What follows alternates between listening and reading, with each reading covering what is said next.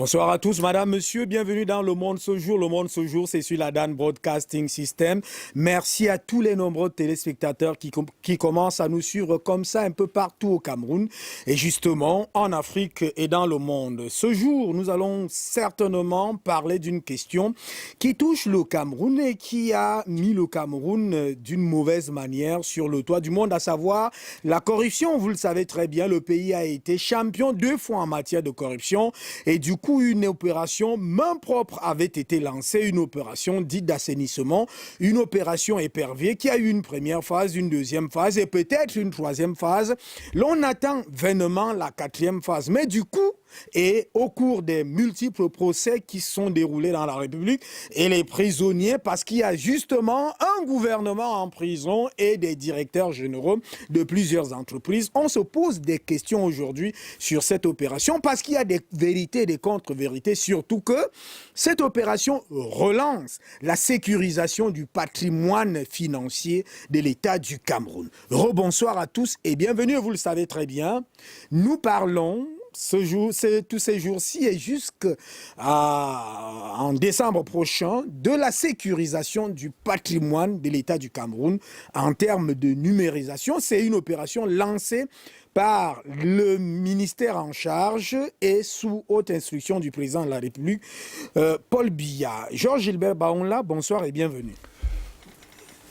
Bonsoir à tous les téléspectateurs, bonsoir à toute la Dream Team du côté de Toudi à Yaoundé. Je voulais dire un bonsoir particulier au directeur de la sécurité présidentielle qui suit cette émission particulièrement. Je voulais dire aussi au secrétaire général en charge de la présidence, le ministre Ngor, que nous faisons notre travail en tant que citoyens et nous estimons que c'est de droit que nous puissions le voir. Et puis, j'ai à l'endroit du couple présidentiel qui ne rate pas cette émission. Ah, qui est revenu certainement. C'est pas seulement au niveau de la présidence, peut-être qu'au niveau de la présidence, c'est vrai, mais il y a beaucoup de Camerounais, on nous a signalé beaucoup de fans, Horatien Mbolo, de Toudi, de tout ce quartier-là, qui suivent comme ça cette émission. Effectivement, je voulais pas, disons, érafler le fait que je vous dis que vous avez disons vous, pas moi, parce que vous avez déjà un fan club du côté de quartier Bali, et principalement qui est ancré du côté de Bonanjo aussi, parce qu'il y a un certain nombre... Moi, c'est DBS et tous les techniciens de l'ombre, ils sont nombreux, qu'on ne voit pas. Voilà, justement, toute l'équipe. Toute l'équipe, voilà. Toute l'équipe. Toute l'équipe, et c'est ce qui nous va droit au cœur, quand nous sentons que on nous renvoie à l'ascenseur, et que ça veut dire que c'est un travail sérieux, captif, et puis qui porte ses fruits pour le développement de notre pays. Merci, ils sont très nombreux, Nicolas Olomor, Ricardo, Alain Kenyé, ils sont très nombreux, je ne veux pas les citer ici. Je n'oublie pas ceux de la diaspora. C'est de la diaspora, naturellement. Alors, vous avez suivi mon introduction. Ça vous gêne si on dit, c'est une vérité qui est connue, elle est historique, le Cameroun a été classé champion 2 fois en matière de corruption. Et vous-même, dans votre temps de la presse, effectivement. Vous avez été un directeur de publication ou d'un groupe. Vous êtes revenu plusieurs fois sur des dossiers. D'ailleurs, je crois avoir rassemblé au moins une 50aine de journaux de le démenti sur ces multiples affaires. Donc, vous savez quelque chose de ces affaires. Le Cameroun est passé à la trappe en fonction de ce que les institutions qui ont, disons, la qualité d'observatoire, institutionnels, il faut les respecter parce qu'ils ont des missions régaliennes. Je voulais parler de transparence et autres qui accompagnent les vies citoyennes et les nations dans le monde, ont épinglé il y a quelque temps le Cameroun comme le pays champion 2 fois, qui a gagné la Champions League en matière de corruption. C'est pas il y a quelque temps, ça a mis quand même une quinzaine, vingtaine d'années. Je voulais le dire. Nous, on a commencé à l'époque, moi principalement, j'ai commencé à l'époque où la bataille était très serrée. Et les missions, parfois, d'observateurs étrangers n'étaient pas, disons, que très appropriées pour parler des affaires locales au Cameroun. Parce que le premier dossier que j'avais mis sur la table de la rédaction, c'était par exemple le dossier Edouard Tutus. À l'époque, il était secrétaire général à la présidence. j'étais voué à la mort parce que les gens estimaient qu'un secrétaire général, on ne s'attaquait pas. Et j'avais sur le plan culturel, politique, attaqué le dossier du feu Premier ministre, je crois ici, quelque chose comme ça. Je me suis retrouvé en face... Ici, Vondo. Ici, Vondo. Je me suis retrouvé en face d'une famille, un collège de prédateurs qui pensaient qu'ils étaient des monstres géants, mais le temps m'a donné raison. Et ça a valu ce qu'il a valu jusqu'à ce que je puisse trouver les petits grenadiers de baleines comme les Ababa, les Atanmabara. Et d'ailleurs, le journal Le Démenti à l'époque était le premier de la dénoncer. Il y a même mon collègue directeur de publication à l'époque, Pierre Ndiawe, dont j'étais très proche, parce que nous avons fait une visite à Nelson Mandela du côté de l'Afrique du Sud. En Afrique du en Sud. Afrique du Sud, à l'époque. À son âme, voilà. je peux le dire ici, il m'a relaté cette visite avec des photos, avec beaucoup d'anecdotes. Voilà, donc justement. Et on a eu l'occasion de rencontrer le président Nelson Mandela, encore en prison à l'époque. Et nous avions pour lieu de domiciliation Pretoria, à l'époque où on écrivait encore dans les passeports que interdiction d'aller en Afrique du Sud. On a utilisé les moyens pour y arriver, avec tout le risque qu'il fallait. Et j'estime aujourd'hui que le temps nous a donné raison. Et ça a été un grand tome en ce qui concerne la lutte pour la liberté de la presse. Et ce qui nous secondait à l'époque, c'était le Séverin Tchunke, qui se faisait ressentir par la nouvelle expression qui était sérieuse à l'époque. Mais vous oubliez de citer Michel Moussala. Voilà. J'en viens, Michel Moussala faisait dans Aurore, mais il avait un style policier. Ça veut dire que j'aimais bien le voir dans le style policier. Et il faisait ce qu'on appelle la lettre à l'attention du chef de l'État tout le temps, quelque chose comme ça. Dans sa ligne, c'était très bien, mais la presse était très, très, très difficile à ce moment-là. Très difficile. Très difficile en main parce que... Pourtant, il a produit des tomes et des tomes sur Polycarpe, Baba et Non, à cette époque, on était déjà ensemble. Ça veut dire, en ce moment, il y avait une liberté certaine qui s'était installée. Ça, c'est vrai. Il y a les gens qui ont fait aussi la presse, comme Lady Penda. À l'époque, un ancien douanier, il avait Galaxy, avec Mwangi Kofi, qui a été mon rédacteur en chef à l'époque. Il y a le Patriote qui a fait son temps, mais il était pro-gouvernemental, géré par l'actuel ministre Famendongo. Alors Georges Gilbert, on l'a dit de nous. Ouais. Une question directe. Est-ce qu'il y a des prisonniers politiques dans cette affaire au Cameroun? Il y a des prisonniers de droit commun, mais en transfuge politique. Maintenant, il y a aussi des prisonniers politiques, pseudo-politiques. Soyez... Je vais être clair dans ce que je dis. Voilà, il faut être clair. Pseudo-politique, c'est que Amadou Ali décide de transformer quelqu'un en prisonnier politique. Parce que tout de suite, celui-là se retrouve dans son septentrion, et dans son coin, il s'appelle Fondjindam, et fait un bon clivage en ce qui concerne le militantisme par rapport à leur parti. Je rappelle que vous avez lu une longue lettre ici l'autre jour qui parlait de ça. Voilà, justement. Mais, je repose la question. Ouais. Vous parlez de transfuge politique dans cette affaire. Ouais. Vous êtes là devant les caméras et c'est le monde entier qui nous... Dans cette affaire, est-ce qu'il y a des prisonniers politiques ou c'est tout simplement une affaire d'assainissement? Non, c'est une affaire, c'est une campagne en ce qui concerne celui qui est à la direction de ce pays. Ça veut dire que le président de la République, c'est la campagne d'assainissement et la moralisation. Oui. D'accord? Mais à l'intérieur de cela, il y a des gens qui ont créé ce qu'on appelle des quartiers.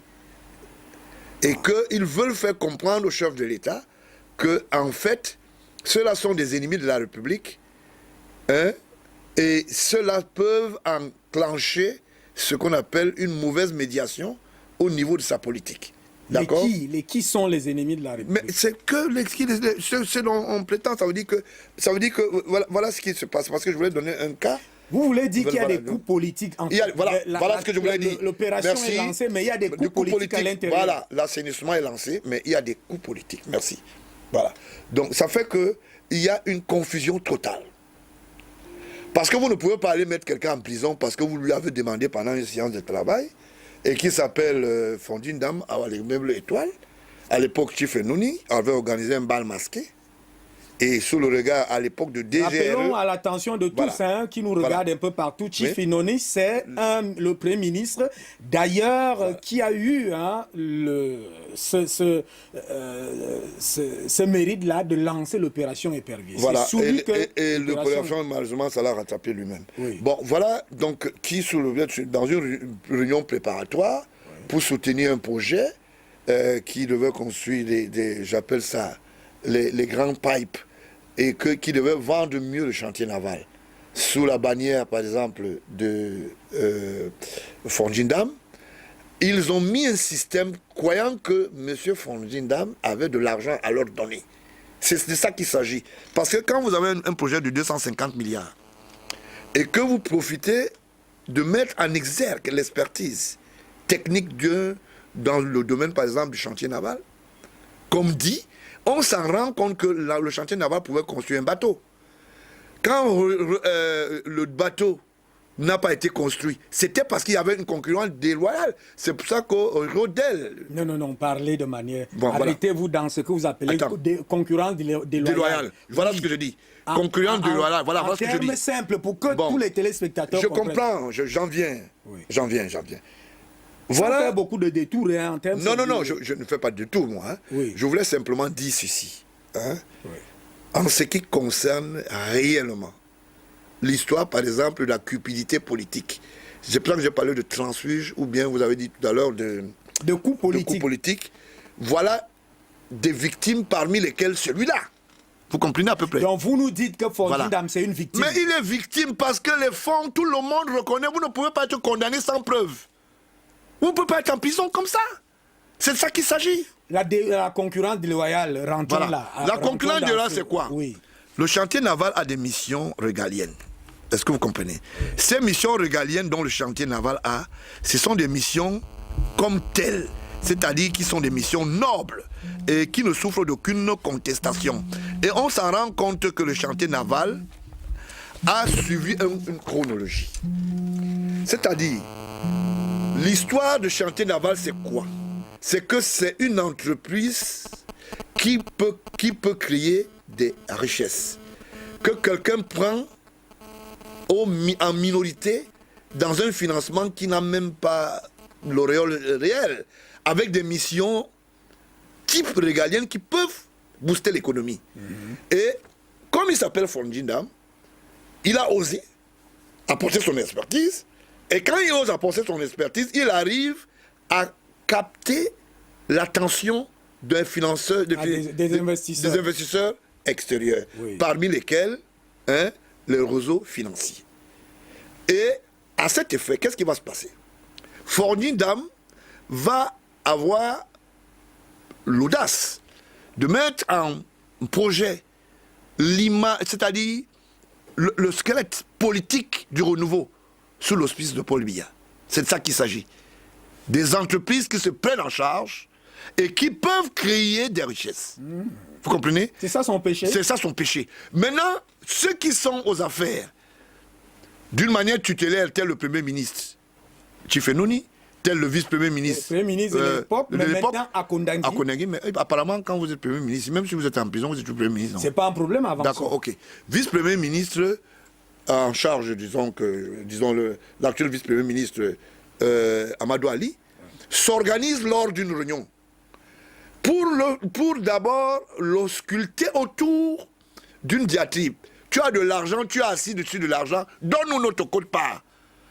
Pendant ce temps-là, il est en train de faire la mise en place de ces projets. Ça veut dire la construction des pipes et des engins sollicités. Et ces engins sont des engins paramaritimes. Donc la concurrence déloyale vient d'où? Du Premier ministère et du vice-premier ministre? Non, la concurrence déloyale, c'est quoi? C'est que j'ai voulu parler du Rio Del. Comment vous appelez le bateau de la femme de Moudi Kila?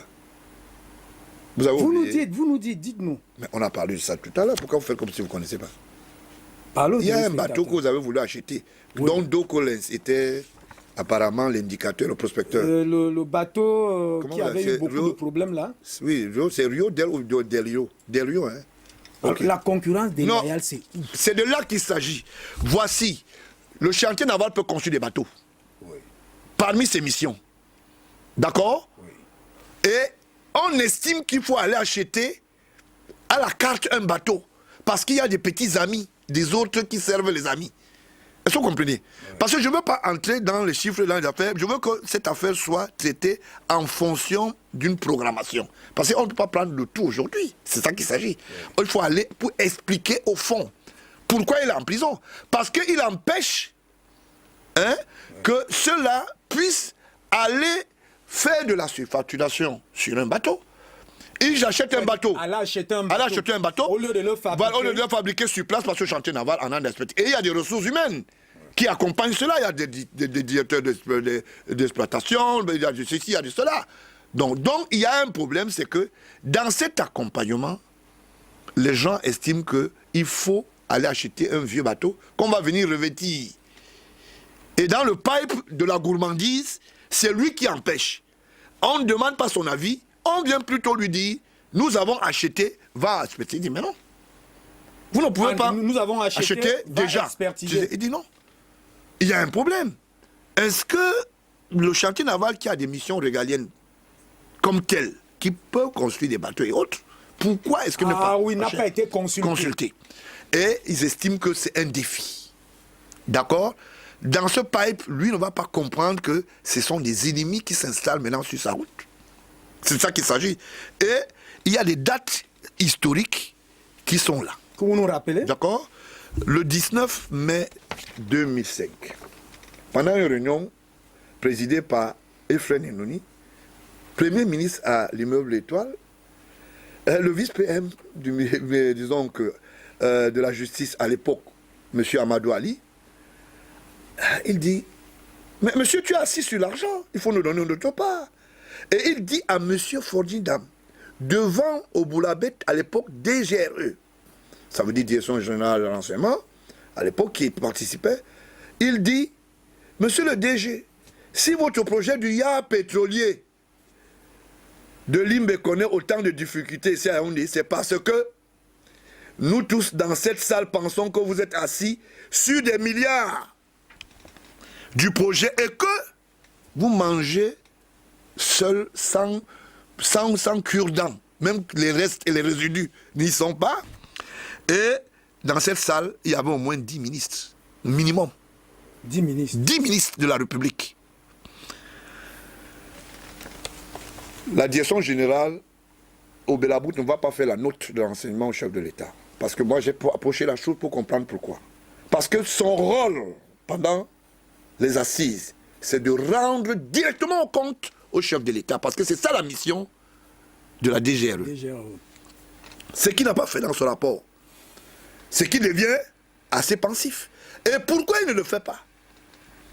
Parce que dans des entités régaliennes, on s'en rend compte qu'il a eu un problème des émoluments avec, à la période en 2005, plus couramment en juillet 2005, au niveau de la DGRE, il avait eu maille à partir avec les émoluments des agents de la DGRE qui avaient dit nous arrêtons le travail ou tu nous fais payer nos émoluments parce que tu les as touchés au niveau du ministère des Finances. Et il va simuler que c'est son fils, un peu malade. D'accord, qui avait une petite maladie, je ne sais pas quoi, mentale, qui avait porté le sac d'argent. On va même faire croire que ça a été volé. C'est l'un des dossiers qui fait partie, monsieur, au Bélabout, de là. Malgré qu'il soit le beau-frère prétendu à la montée de...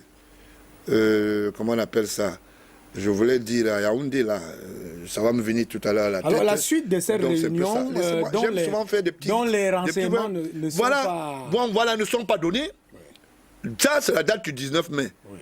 J'ai voulu dire dans Alimenté, comment vous voulez pas que je dise que la nièce était mariée à quelqu'un qui se passe... Non, ce qui nous concerne, c'est les dates. La nièce était mariée à quelqu'un qui se passe pour être le fils de Paul Biya. Les dates.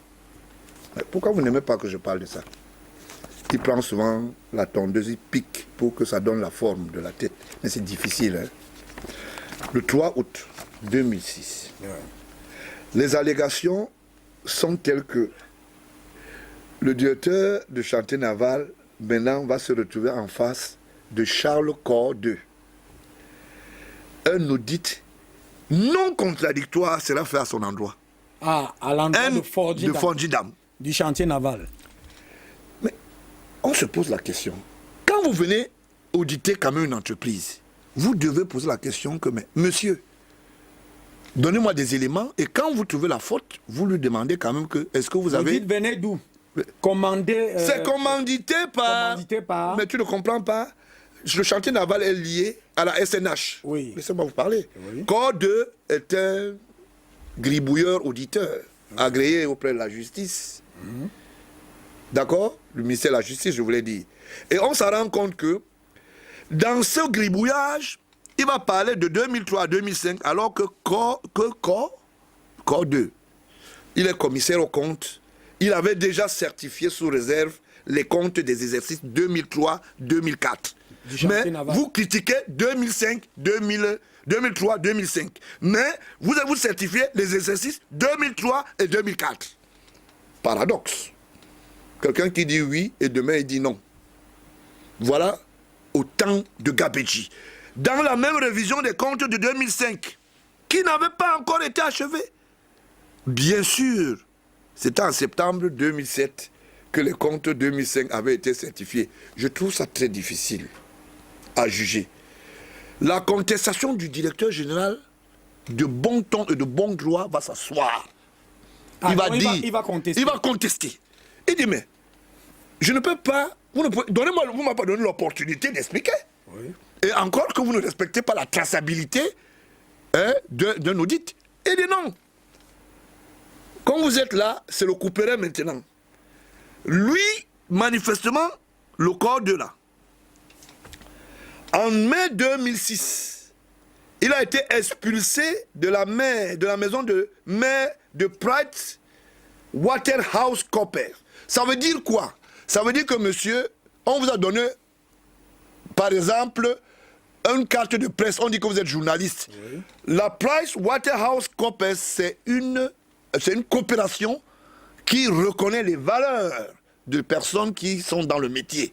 Il est chassé, mais le Cameroun outrepasse. Maintenant, je prends le Cameroun. Outrepasse cela.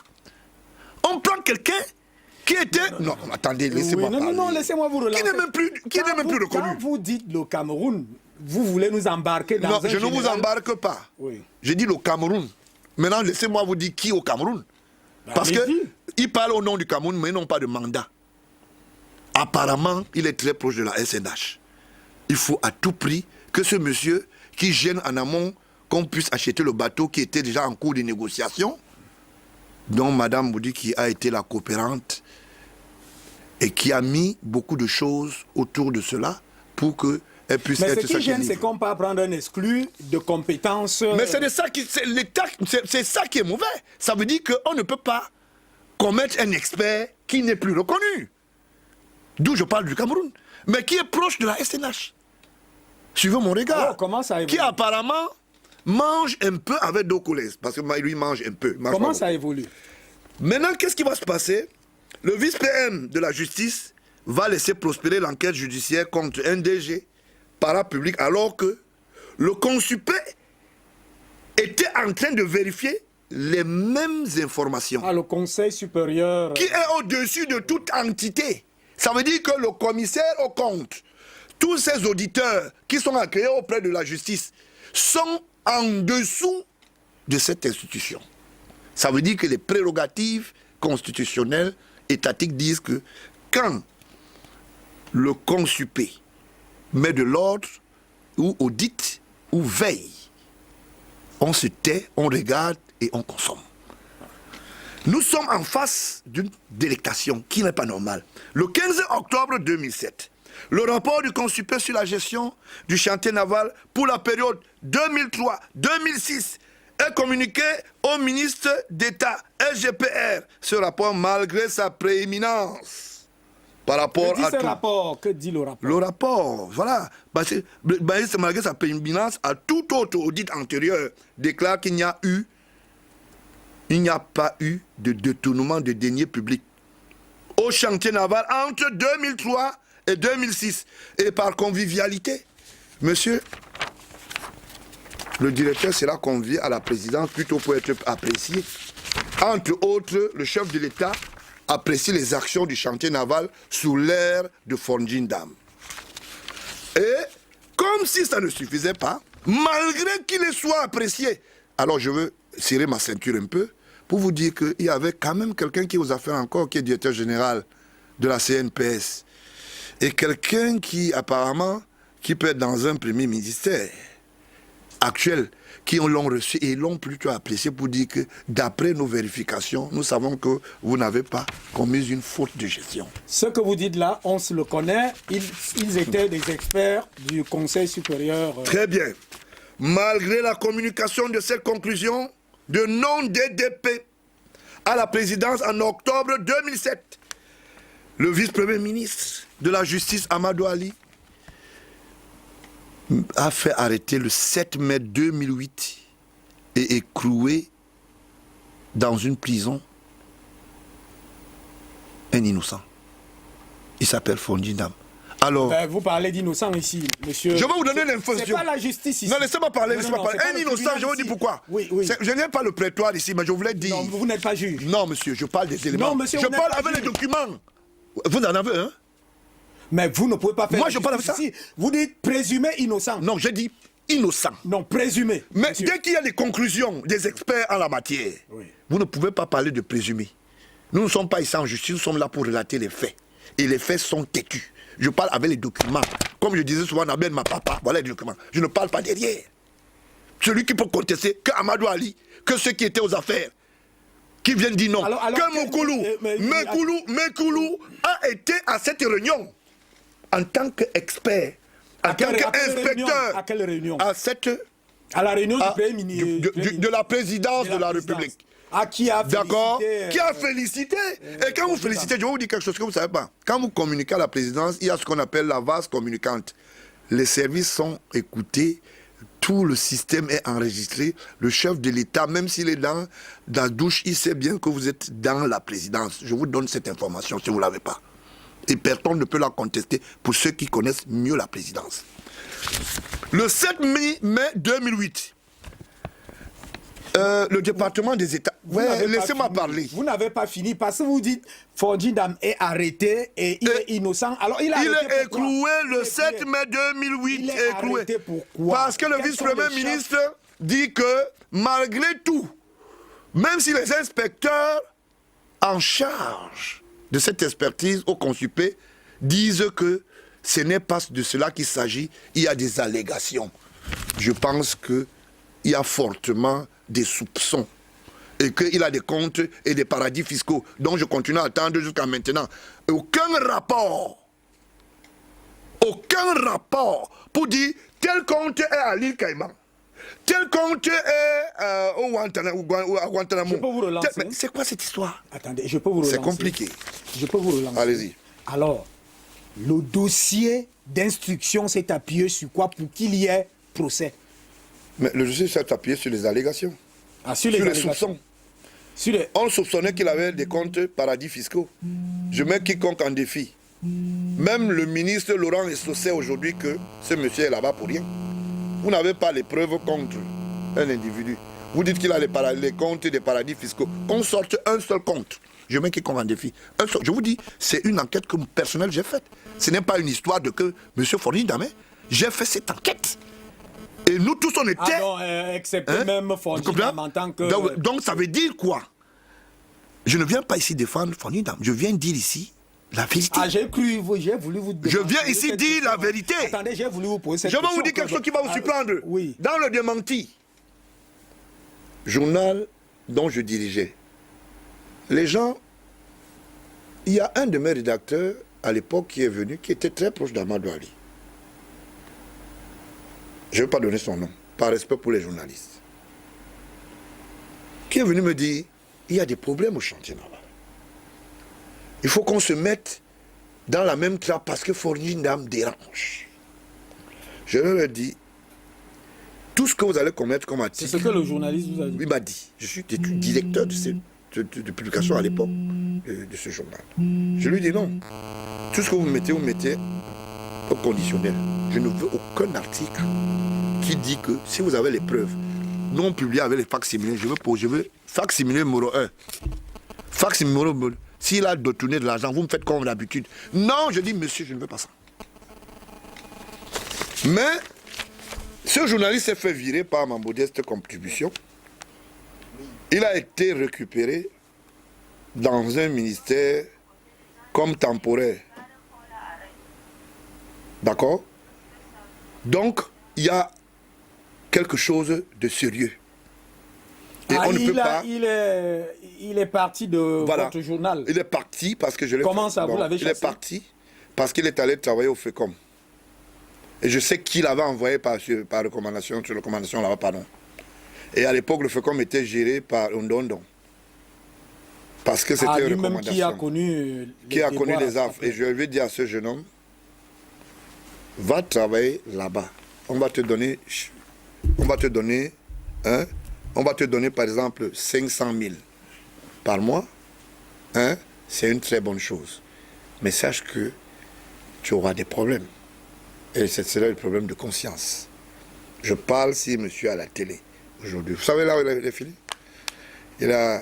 C'est un homme que c'est grâce à moi qu'il a la liberté aujourd'hui. Parce que si je n'aurais pas intervenu, il serait avec son nom là-bas. Parce que j'ai voulu démontrer que le journaliste peut avoir des imperfections professionnelles, mais on ne peut pas le lier à la responsabilité, peut-être pénale de Gérard Emmanuel Ondondon. Et j'avais dit à son épouse, j'interviens parce que j'estime que dans ce cas, il n'est pas responsable. Mais il est beaucoup responsable de ce qui lui arrive. Donc, c'est un peu de cela qui est difficile. Je peux continuer en disant que après mai 2008, le 7, quand on arrête Fondjindam, vous savez comment on l'arrête? Sous le regard du personnel. Forte humiliation mise en place. Et il est mis dans la maison d'arrêt de Newbel. Jusqu'à date. Le 7 mai 2008, d'une manière contestable, le vice-PM dit, mais attends, à Madame Jeannette Garvey, ambassadrice résidente des États-Unis à Yaoundé, que oui, le consupé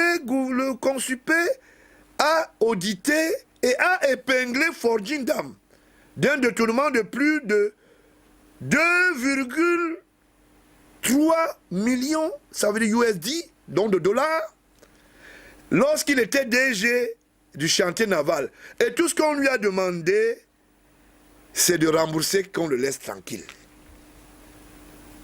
Mais attends, on va où là? On va où? C'est des témoignages concrets sur les documents déclarés par l'ambassadrice Madame Jeannette Garvey. Et ceci, c'est le ministre Amadou Ali. C'est confirmé authentique. Confirmé authentique. J'ai confondu les sources. Parce que quand tu me dis quelque chose, je vais chercher ailleurs. Elle vit encore. Elle est en vie. J'ai confondu les sources. Mal en a pris Amadou Ali. Vérification faite, on attend les paradis fiscaux jusqu'à maintenant. Parce que je pense qu'on dit qu'il est malade. Moi, ces histoires de malade malin là, il se couche, il se couvre avec les draps alors qu'il a commis des gaffes. Le président de la République est arrivé, il faut qu'il nettoie la maison. Amadou Ali... Mais c'est pas seulement lui. J'ai dit nettoie la maison, ça veut dire qu'il y a plein, il y en a plein. Je voulais dire, Amadou Ali, lui qui n'avait aucune information des paradis fiscaux dont il doute à l'endroit de Fondjindam, le mensonge organisé à la tourpette quand il était encore sous-préfet dans le Grand Nord, son mensonge était allégratoire et c'était très énervant à l'endroit de Aïdjo, paix à son âme. Je suis allé faire des recherches là-bas, c'était un monsieur écrivaillon. Je prends ça sur mon dos. C'était les gens qu'on prenait par cooptation de Saré. Ça veut dire on prend l'enfant d'un notable. On dit viens, c'est de là où il sort. La prestance du cumul du non-savoir. Et c'est ça qui nous fait payer le prix aujourd'hui. Dans cette course effrénée. Mais il y a des grands experts du Conseil supérieur qui sont là. Il y a des 10 ministres qui sont là. Est-ce que vous ne trouvez pas que c'est une responsabilité collective? Non, pas du tout. Nous, dans la réunion du Premier ministère, il élève la voix. Parce que pendant la réunion, le Premier ministre est appelé par le chef de l'État d'urgence pour un autre dossier. Qu'est-ce qu'ont fait les 10 autres ministres? Mais ils ont observé. C'est le vice-premier ministre qui a pris parole. Ils se sont tus. Ils se sont tus. Même au Bélabout n'a pas fait ça suite à nous. Pourquoi donc? Il n'a pas fait une note. Parce que, apparemment, il était le porte-parole. Parce que quand quelqu'un dit nous, moi je vous dis que monsieur le directeur général, nous tous on est convaincus que tu es sur les dollars. Et vous trouvez que ceux-là ne sont pas responsables? Lessivement responsable, c'est celui qui a organisé la réunion et celui qui a pris acte de dire que c'est elle. Ceux-là qui laissent faire. D'accord. Laissez faire. Les éléments Ils étaient dans une réunion. Quand une réunion est organisée, c'est celui qui l'organise qui en est le responsable et le porte-parole de surcroît. Donc, M. Enouni, Chief Enouni, le Premier ministre à l'époque, est appelé par le chef d'État rapidement à tout dit et il laisse la séance de travail continuer avec Amadou Ali, vice-premier ministre, qui avait la qualité d'être le ministre d'État à cette période, vous comprenez? Et vous trouvez que l'agent de renseignement qui était là, spécialisé dans ce domaine, pour rendre compte à l'autorité, à la hiérarchie, la grande hiérarchie... Je vais vous dire ce qui va se passer. Oui. Le conseil peut-être donné par ce dernier à Fondindam, c'était de se taire, aller faire le mea culpa et cirer les bottes des autres. Parce que moi, je serais été à la place de Fondindam, au sortir de là, j'avais mon papier et le bic, je devais écrire, même si ça n'arrive pas chez le chef de l'État, même s'il m'empêche, les Camerounais et le public devaient être tenus au respect. C'est pour ça qu'il n'y a pas de responsabilité collective. Et je dis... Et peut-être de résignation. Non, ce n'est pas la résignation. Puisque si quelqu'un se lève, est-ce qu'ils avaient dit non? Quand le vice-président a dit, tu as assis sur l'argent, tu manges, il fallait qu'ils disent que monsieur, nous ne sommes pas partie plénale. Monsieur le Premier ministre. Je suis en train de vous dire. Donc ça veut dire simplement que quand ils ont acquiescé, qui ne dit mot? Ils sont donc responsables. Je voulais dire de la collectivité, de peut-être de la manger, mais pas de mettre... Et la suite la suite de cela, c'est simple. Les remarques qui sont à retenir dans cette affaire.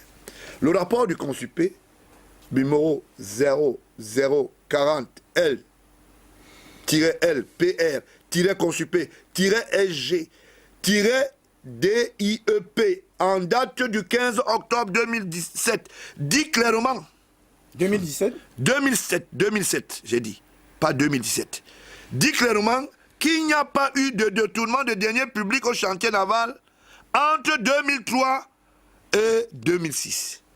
Les inspecteurs d'État qui sont venus à la barre au TGI de Voury en septembre 2010 et ont tous témoigné qu'il n'y avait pas de détournement des deniers publics ni de paiement non justifié au chantier naval en 2003 et 2006. Période de leur audit dont le vice-PM n'a pas dit la vérité à qui? À l'ambassadrice. J'ai confondu les sources. Vous n'êtes pas très sûr que je n'étais pas en contact avec Mme Garvey. J'ai les moyens de ma politique. Quand je viens de dire quelque chose ici, je ne viens pas dire n'importe quoi. S'agissant des fonds logés dans les comptes en Grande-Bretagne, les paradis fiscaux, oui. C'est encore des rêves dans les buées et dans les nuages. Il n'y a jamais eu de paradis fiscal en Grande-Bretagne. Il n'y a jamais eu de comptes au Royaume-Uni. Encore mieux, le cadre de ce procès, l'État a envoyé plusieurs commissions rogatoires dans tout le monde entier. On a cherché là où Fondindam a caché l'argent dans les paradis fiscaux qu'on n'a pas vu. Même moi qui suis assis, je suis allé d'abord à Îles Caïmans. Je suis allé dans un autre pays pour voir, mais le type là, il a gardé ça où? J'ai cherché, je n'ai pas vu, je suis rentré, j'ai croisé les bras. Mais le miracle, en fait, peut-être, je vous relance tout simplement. Au-delà de tout ce que vous citez, et qui fait un plaidoyer qui disculpe Fondindam, fatalement, il est en prison.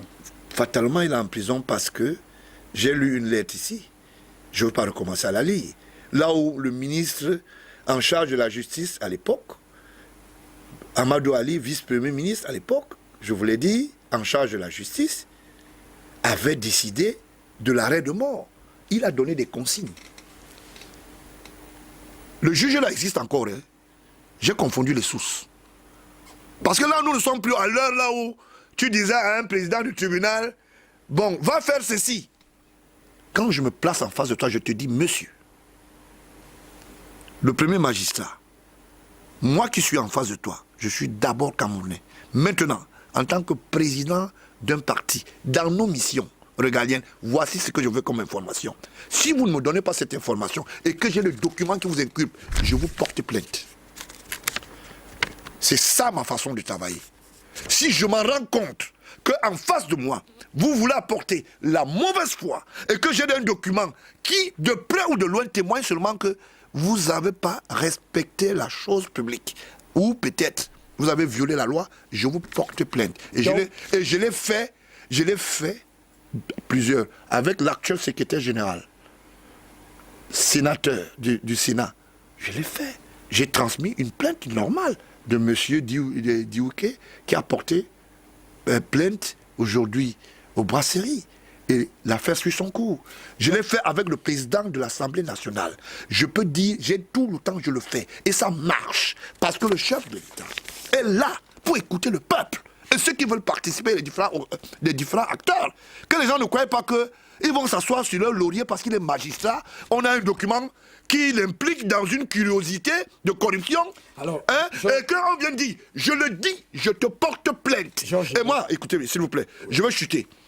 Les gens m'ont dit, vraiment, si vous courez trop de risques, donc les bandits de la République, entre guillemets, les corrompus, ceux qui mettent en mal la loi, ça, moi, je vais les méplier en face d'un prédateur.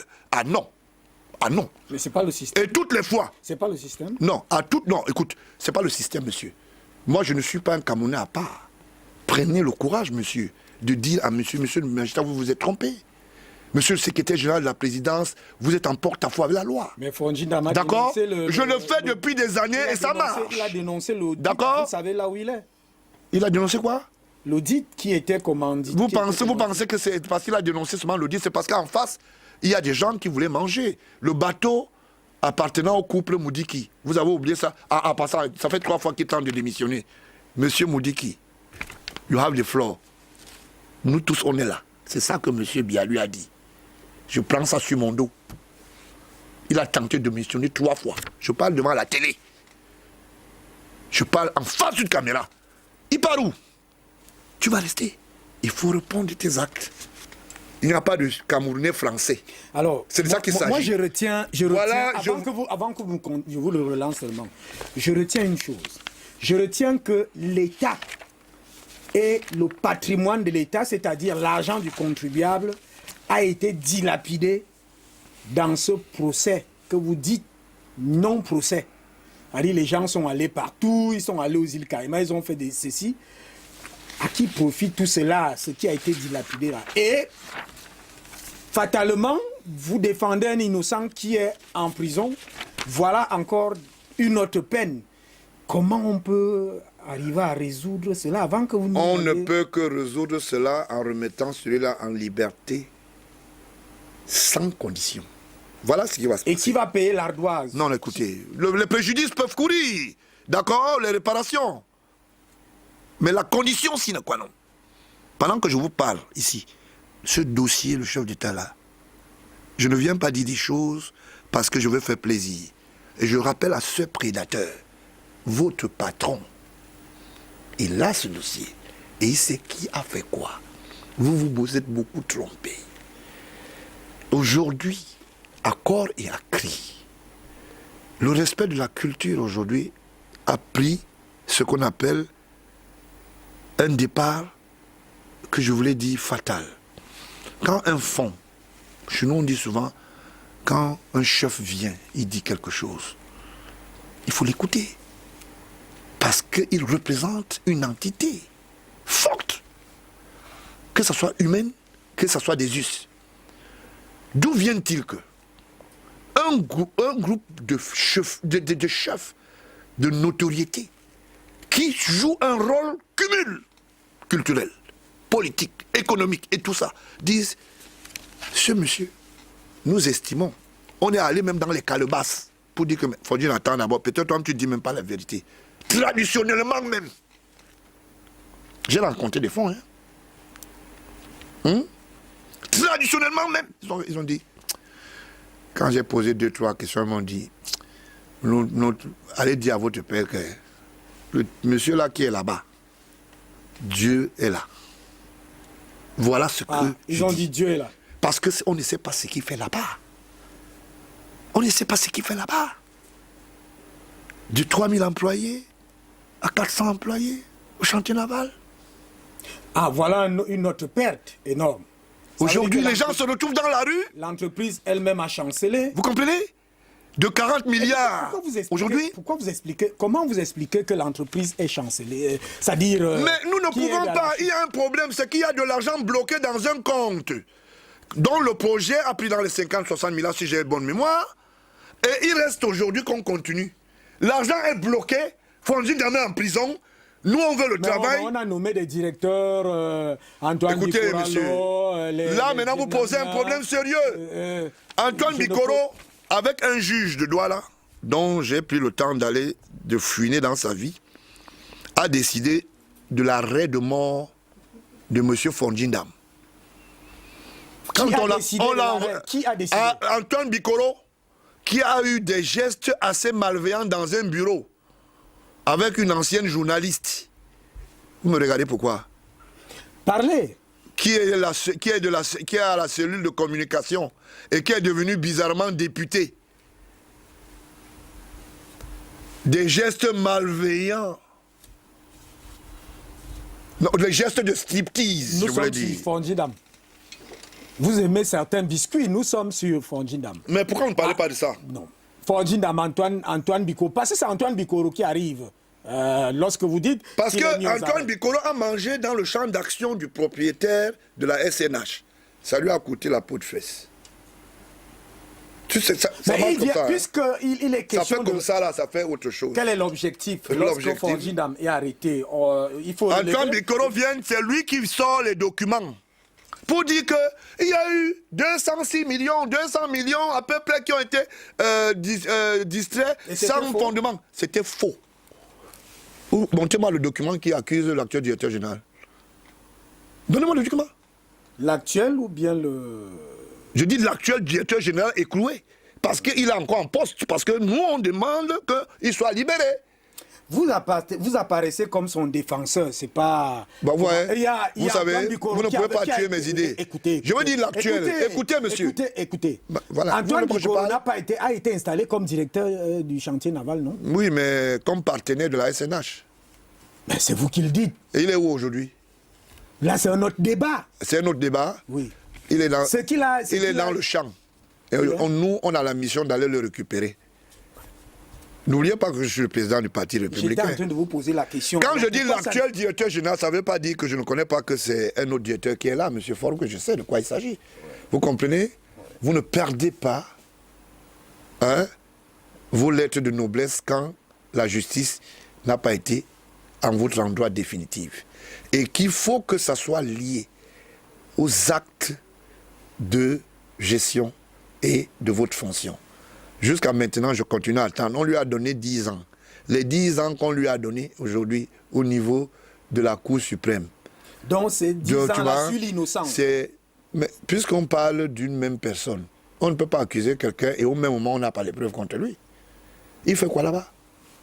Quand on pose la question au Camerounais, un monsieur qui a l'argent, qui a fait ce qu'on appelle des provisions dans une banque, si monsieur Fonji Dam est aujourd'hui dehors, il ne va que se rapprocher de Forgoué pour lui dire que we have the floor. C'est de ça qu'il s'agit. L'actuel directeur général aimerait que le chantier naval marche. Et il faut le nerf de l'entreprise. Le nerf de la guerre, c'est l'argent. Vous allez faire comment? Le projet a été stoppé. Vous avez compris? Avant qu'il entre. Les bonnes choses qu'il a fait pour l'endroit de l'Italie, aujourd'hui, que vous vouliez ou pas, en matière, en ce qui concerne les engins paramaritimes, moi je les appelle comme ça, qui sont d'une importance fluviale, les barques et autres. Ah, je voulais vous dire, en passant, il y a des barques qui se sont noyées, dont les herbes poussent aujourd'hui là-bas. Il y a quelqu'un qui peut appuyer comme ça. Il est à la prison de Newbel. On fait comment? On continue à laisser perdre les Camerounais qui ont perdu leur emploi. Vous venez de dire une chose. Vous comprenez? Vous avez dit une chose. Et aujourd'hui, vous dites que estimez... le président Paul Biya connaît ce dossier. Mais il le connaît, c'est pour ça que je vous le dis. Il le connaît, la vérité a été établie, il a pris son temps. Nous tous, on a fait des enquêtes, chacun a fait un compte rendu. D'accord? La justice, une fois de plus, s'est trompée. Et je voulais dire au président de la Cour suprême, libérez Fournier-Dam. Vous connaissez ce dossier, vous avez travaillé à Douala. Mais si les faits sont... lui dis. Si les faits sont tels que... Les faits sont comment avec les allégations? Si les faits sont tels qu'ils sont... Écoutez, ça veut dire que Fournier-Dam... Aujourd'hui, nous nous sommes en face d'un procès d'inspiration made in Amadou Ali. Mais qui a prospéré. Quelqu'un dit, tu as volé. On t'a arrêté avec le téléphone, on ne voit pas le téléphone, mais on te met en prison. Mais qui a prospéré? C'est ça qu'il s'agit. Surtout qui a prospéré du nouveau code. Pourquoi? Je vais vous dire. Oui. Pourquoi? La dernière concertation du RDPC. Donc, M. Fournier-Dam n'a pas donné 3 000 et 5 000. Je vous ai dit la dernière fois que votre histoire de 21 et 5 000. Voilà, ils ont commencé à couper. Comme 3 000 et... Non, 3 000 et 5 000 aux militants du RDPC. Est-ce que vous savez que l'actuel Premier ministre est allé à Bengui distribuer 5 000? 5 000. Vous voulez quoi? Et la question à leur poser, vous voulez même quoi? Les gens là-bas aussi disent que vous avez dit que c'est Paul Biya que vous avez envoyé, vous voulez aussi quoi? Là, le débat s'est arrêté à ce niveau-là. Il y avait 43 véhicules dans un cortège. Prenons au bas mot 10 000 de carburant. Voilà ce qu'on leur a demandé d'aller faire. L'autre qui fait dans les cuites des affaires, qui est l'ancien premier ministre. Il y a des prisonniers. Bon, voilà. Il y a l'opération est prévue. Il y a ce qu'on appelle des coups politiques que les gens ont impliqués à l'intérieur. Et je voulais interpeller le ministre Laurent Issou. On va vers la fin. Ça, c'est phase 1 de ce type de... Ce dossier, il faut insister dessus. Parce que... du patrimoine et on ne peut pas s'amuser comme ça. Oui. Allez-y, on est vers la fin de l'émission. Je voulais le dire. Ça me fait très mal de savoir que les gens posent des actes. Et quand ils posent des actes, ces actes ne sont pas corrigés. Est-ce que vous savez qu'à Douala, il y a des gens qui ont les faux titres? UTA a un faux titre et se balade avec ce faux titre. J'ai même les documents ici, mais on va en parler plus tard. Mais je demande au procureur général, dont j'ai beaucoup d'amitié pour lui, ici à Douala, le même dossier va se retrouver sur la table du chef de l'État. UTA, une société italienne vient arracher le terrain à une pauvre femme. Une affaire qui a été vidée à la Cour suprême. C'est 2 tons de loi. Je peux vous dire, la loi doit être respectée.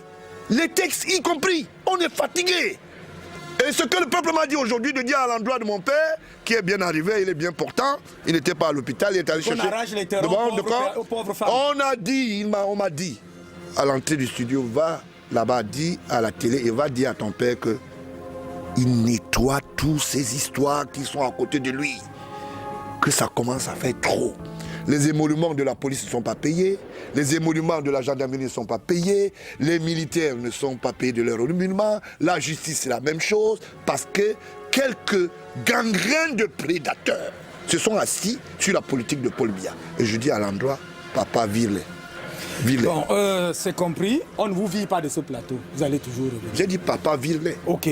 Voilà. Nous, on ne vous vire pas ici. Non, moi j'ai dit que vire-les. Bon, ok. Voilà. Nous sommes arrivés au terme de cette émission. On a compris beaucoup de choses. Ça, c'est phase 1. Parce qu'on parle de la sécurisation du patrimoine foncier domanial. Mais là, c'est les finances avec... on parle de coûts politiques dans cette grande campagne d'assainissement. De toutes les manières, je crois que vous qui nous avez suivis aujourd'hui, vous avez tout intérêt.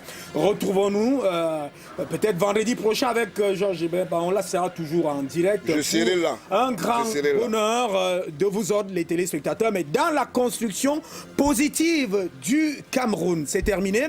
À 19h, le journal en Fulda à 19h15. Ce sera en pidgin à 19h30, fermeture de kiosque avec justement Blagoya et Sikati. Ça, c'est des gens très gentils ici à DBS. À 20h, ce sera le journal en anglais, à 21h en français. Madame, monsieur, bonsoir.